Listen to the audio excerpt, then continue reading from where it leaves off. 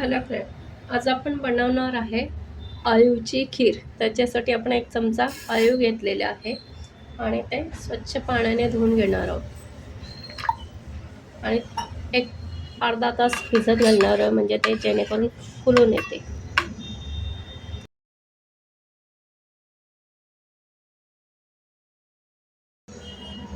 आता आपण हे लावून घ्यायचे आणि परत पाणी टाकून याच्यात अर्धा तास आपण भिजत टाकू।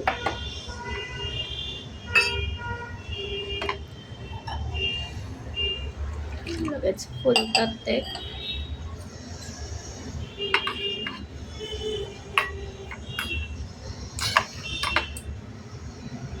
आपण झाकून ठेवलेले आळू बघा, 1 चमचा घातलाय, पण बघा केवढे फुललेले आहे। आता आपण याची खीर बनवूया। आता आपण भांड्यामध्ये तूप घालणार आहोत, साजूक तूप घरचं केलेलं आहे आणि ड्रायफ्रूट तळून घेणार आहोत।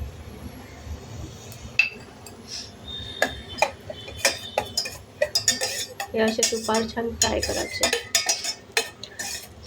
आळू हे सांधेदुखीसाठी, हाडांसाठी खूप फायदेशीर असतात। त्याच्यामुळे हाडं आणि सांधेदुखी बळकट होते,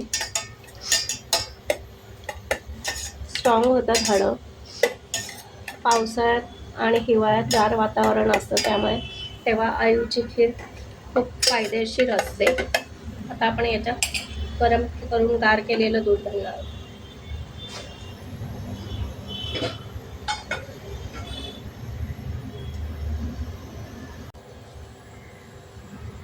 आपण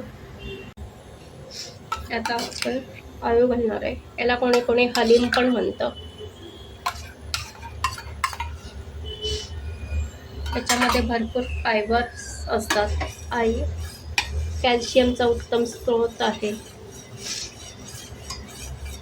आळू कंबरदुखीसाठी खूप उपयुक्त आहे।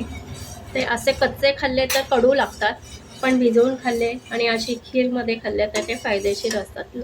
बाळंतीला ही खीर खूप उपयुक्त असते। असंही आपण सर्वांनी हिवाळ्यात आणि पावसाळ्यात जे कंबरदुखी, हाडंदुखी असतात तेव्हा ही खीर घ्यावी, खूप उपयुक्त असते। यात भरपूर फायबर आणि प्रोटीन असल्यामुळे वजन नियंत्रण ठेवण्यास मदत होते, वजन वाढत नाही या खीरेमुळे। आळूची खीर आरोग्यवर्धक आणि शक्तिवर्धक पण आहे, तर ही आपण सगळ्यांनी घ्यायलाच हवी। आता आपण हे छान गरम करून घेणार आहोत आणि आता याच्यात खारीक पावडर टाकणार आहे आपण। खारीक पण शरीरासाठी खूप उपयुक्त आहे। आपण गूळ आणि साखर न वापरता खारीक पावडर टाकली आहे।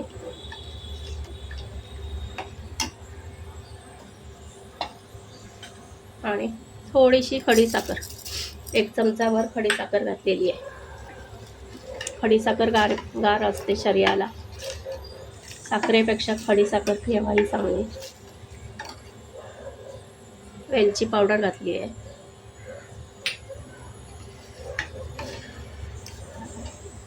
आपण आता जायफळ किसून घालणार आहोत सगळ्यात शेवटी। आपली खीर तयार आहे उकळून।